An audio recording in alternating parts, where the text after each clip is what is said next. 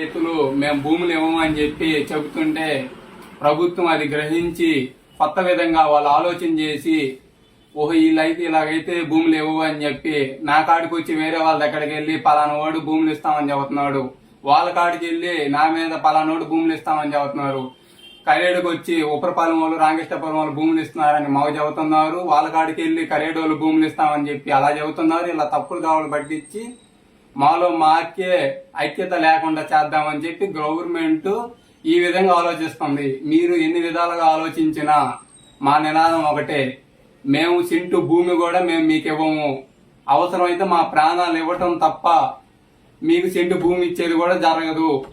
ఇదే విధంగా నా తరపు నుంచే కాదు, మా కరేడు రైతులందరూ 16,000 మంది మా కరేడు గ్రామంలో నివసిస్తున్న అందరూ చెప్పే మాట ఇదే, సెంటు భూమి కూడా మేము మీకు ఇవ్వము అని చెప్తున్నారు.